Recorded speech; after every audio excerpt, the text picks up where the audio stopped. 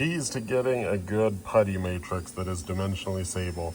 One is starting to make sure you have the same amount of white and blue. So I've got 1 level scoop of white and 1 level scoop of blue. And then with the mixing, you got to really pull it like taffy. Keep it pretty thick and don't pull it off for at least 5 minutes until it is like hard and not leaving fingernail indentations anymore.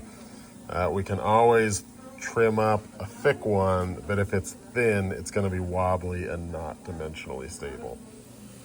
All right, now that it is like hard and not leaving a fingerprint indentation, it's ready to come off.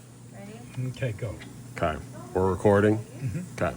So I like to cut it a little different than the lecture. You can try this and see what works for you. So I'm basically gonna split this into a buckle and lingual halves. Then we're gonna slice the buckle into the 3 sections. So I'm gonna start by cutting it right at the incisal edge where the incisal meets the buckle.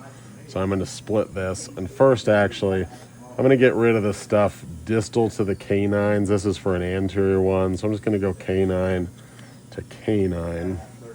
If it's too long, it makes it hard to make this incisal cut.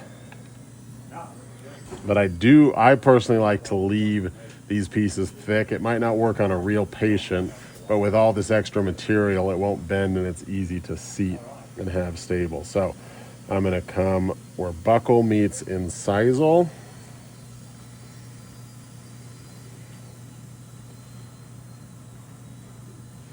And it's okay if it's not perfect, but take your time. Just go along the incisal edge.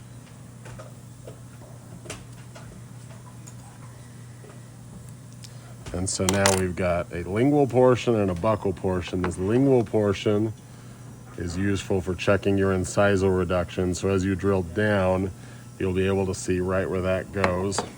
Then we're gonna split this buccal portion into our reduction guides. We're gonna wanna see kind of where the middle and gingival thirds meet, which is right about the peak of this papilla, and then where the incisal and middle thirds meet.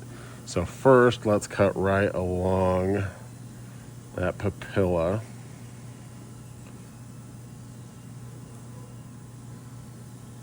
Maybe just a tiny bit above it.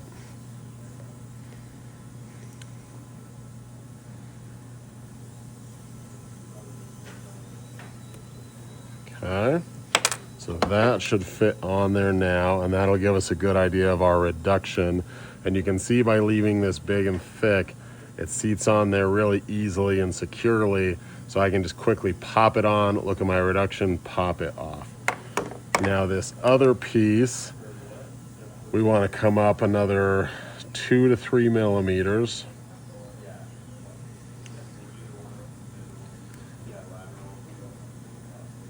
And that's not my best cut, but it will work. Okay, and this one is honestly useless. But the way we'll use that is we've got our initial gingival one, and this sits on top of that to give us a look farther up the incisal to check our reduction. So we can use both of them or just the lower one is how we like to cut those. All? Yeah.